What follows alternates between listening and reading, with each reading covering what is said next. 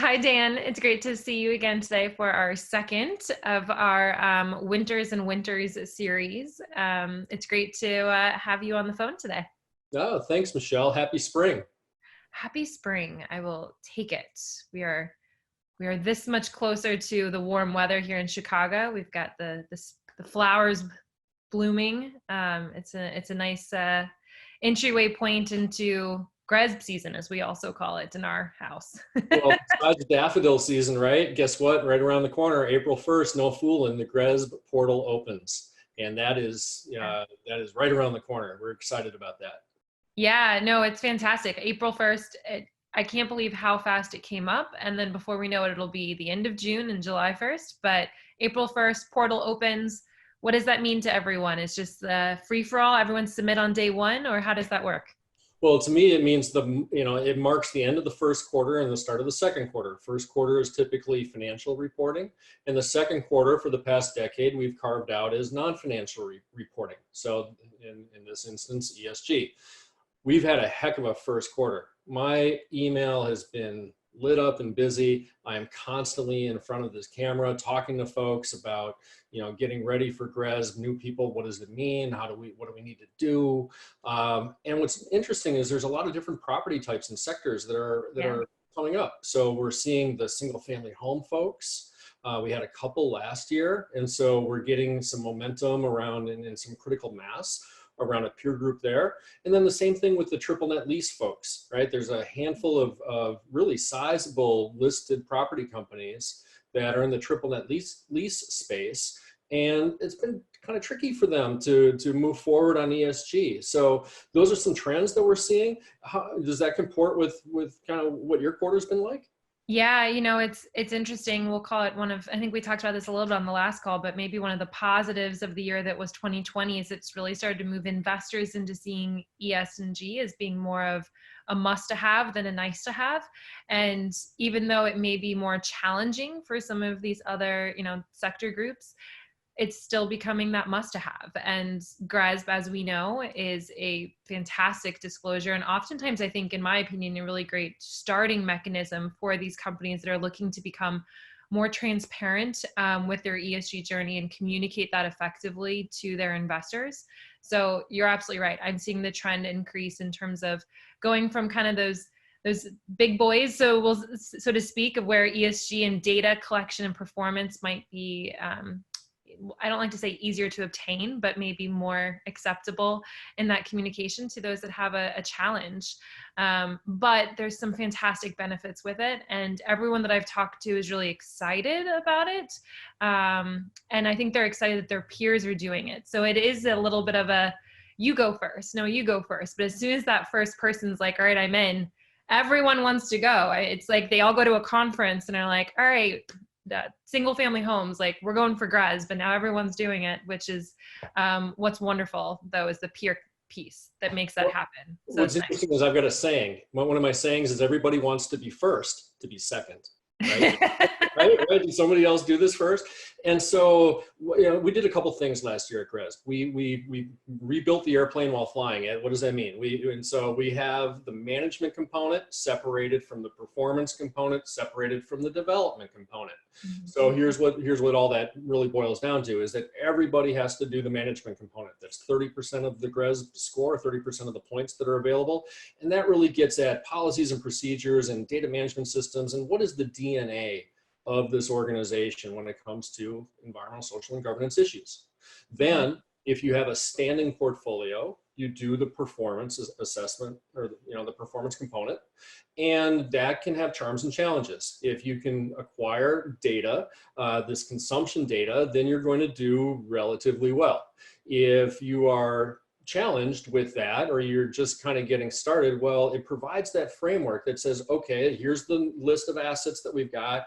Well, let's fill out the energy. Let's get the water. Oh, we should get some waste data too. And a lot of these processes take, you just can't do it like this. So it takes years sometimes, but you got to get started. And so the performance component does that. And then if you do development projects, there's a whole nother section to talk about, well, how do you approach development? And what does that look like for your firm?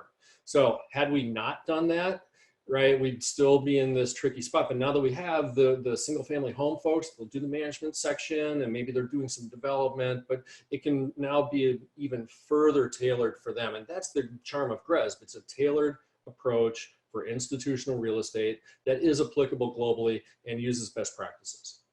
Well, and I think too, the nice piece about separating it out is you're able to tell a story with each component. So you can tell a really successful story on the management piece, and that's something that is completely within your control. And I find a lot of these companies that are first-time participants for GRESB are doing quite a bit. It's just not formalized and it's not consistent in terms of how they're communicating that back to their investors. And so GRESB, in my opinion, allows for that format. And it does allow for growth, right? It gives you a clear stepping stone, which I also think is important in that I had a great call yesterday with the Canadian group, and it was exactly what you just articulated. They have a lot of, and this is another Dan's observation, they have a lot of random acts of sustainability that are happening within their firm, but they don't have a formalized program. So as soon as they bring it all together under a wrapper, they can communicate it both externally and internally and get more momentum around these issues. To me, that's the benefit of it. Yeah, and I think it's great too. One of the things I love that GRESB does is that you align with these other components that are out there and different, not just trends that we're seeing, but different disclosures that are coming out and what we're seeing. So I just saw you sent an email, not you specifically, maybe you, I don't know, that you handle all email communication, Dan, but associated with SFDR and the new EU regulations that have come out. And we've been hearing a lot of concerns from some of our more European-based customers on what does this mean? What do I do? Tell me next steps. And so I love when frameworks can continue to align with those different disclosure requirements that are coming out. So maybe from your voice specifically, tell me a little bit more about that, how that came to light and where GRESB can help fit in with those new requirements. Well, SFDR is a big deal. So it stands for the Sustainable Finance Disclosure Regulations. It's EU-based, right? And they've been, it is a mouthful, right? So they've been working on these things for some period of time, but you know, when things start to get real, stuff gets published, and then there's more stuff that gets published. So there was some big advance that happened in February, and it really caught people's attention. So phones started to ring and emails started to get lit up, and that happened here at GRESB. So part of it is, hey, we need some numbers, we need some metrics. So that's like EU-wide that's happening, and it does apply to all of their pension plans and their investment banks. There's kind of a two-stepper.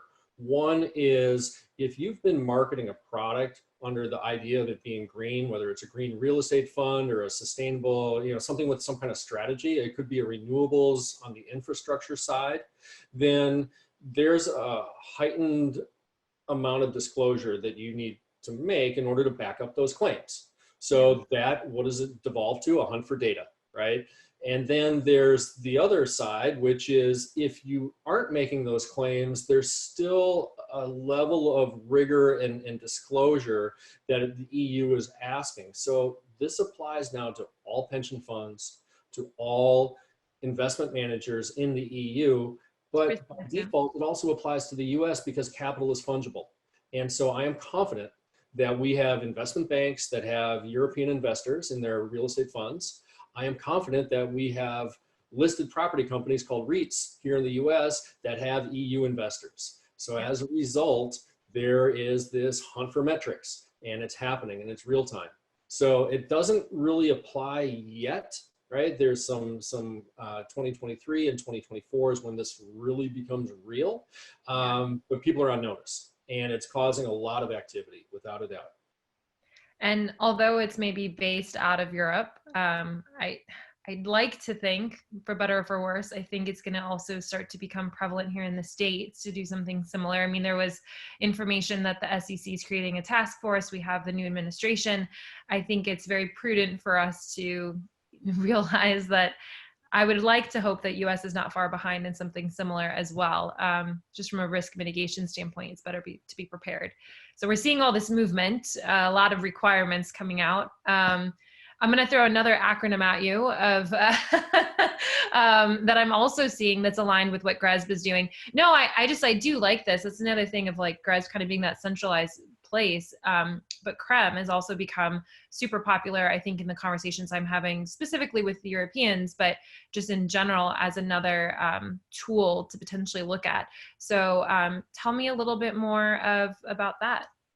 So CRREM, it's an interesting acronym, Carbon Risk Real Estate Monitor.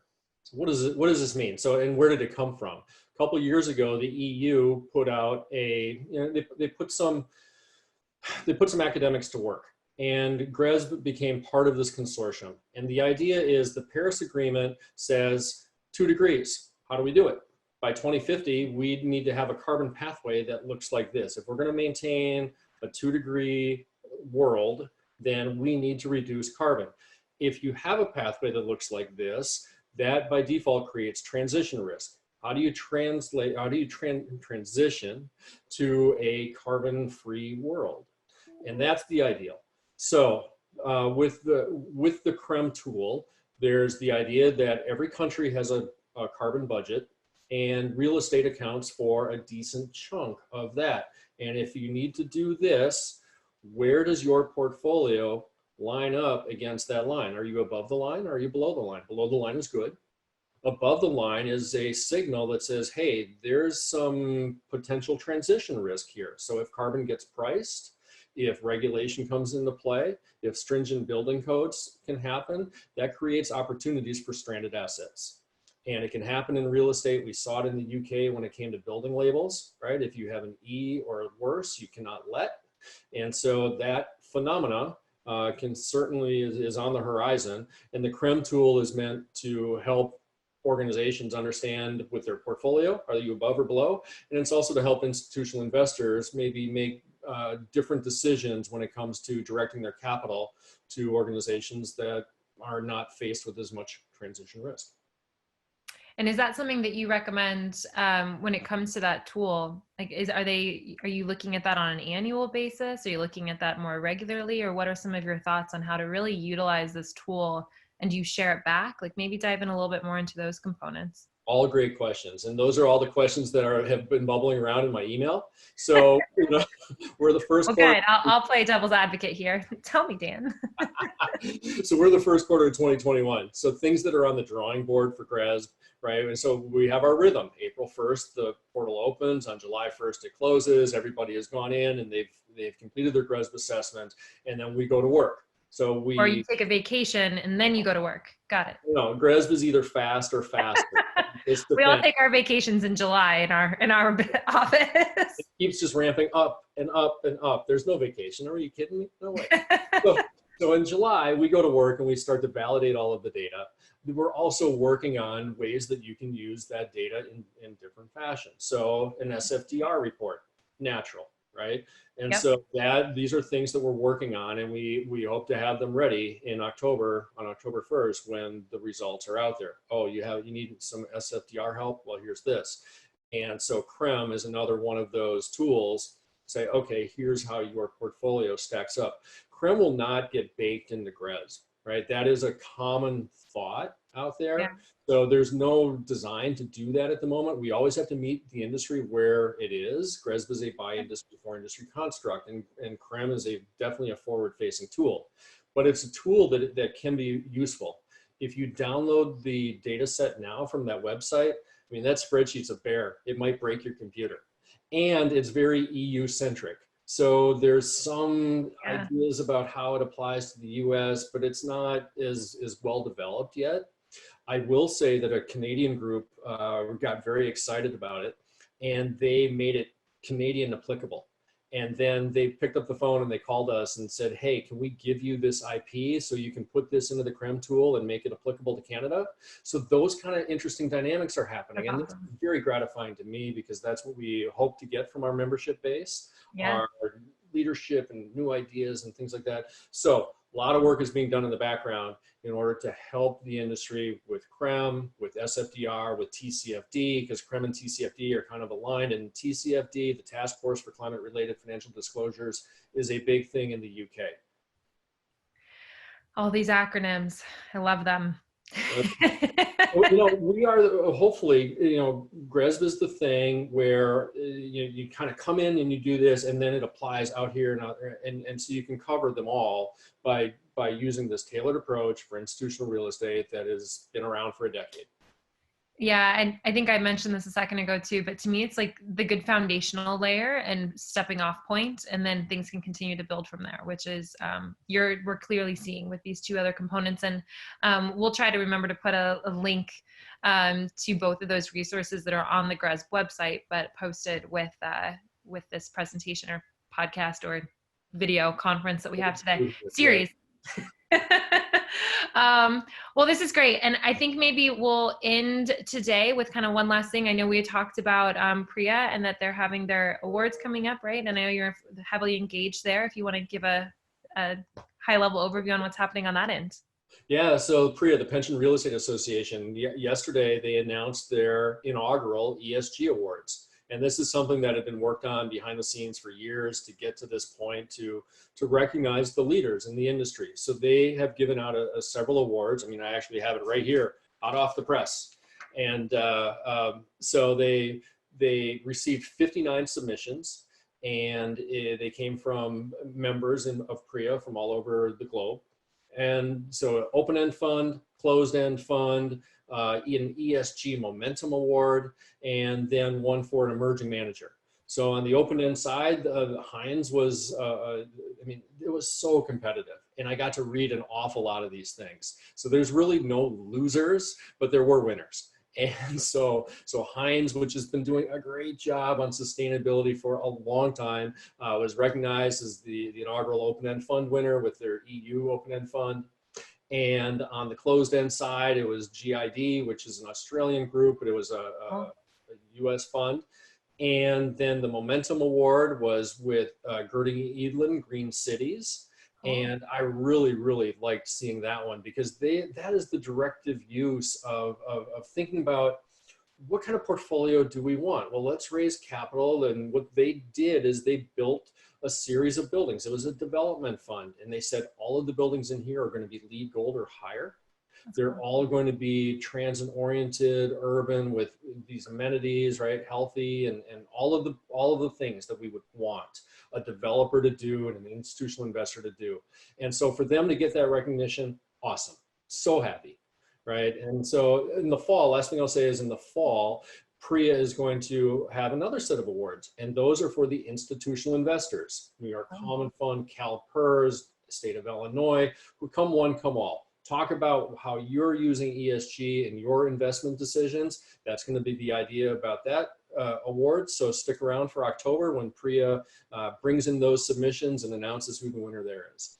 Awesome. And are they putting any of that up on their website yet? Do you know of letting people know of those dates and paying attention to it? Because we can link that in our notes as well, because that'll be a good thing to keep in mind. There's a section on the PREA website for awards. They did not. So it's behind the membership paywall of the announcement of it, but there are press releases. If you Google PREA ESG Awards, you will see Gerding Edlin and Hines, because I just did that about an hour ago to make sure.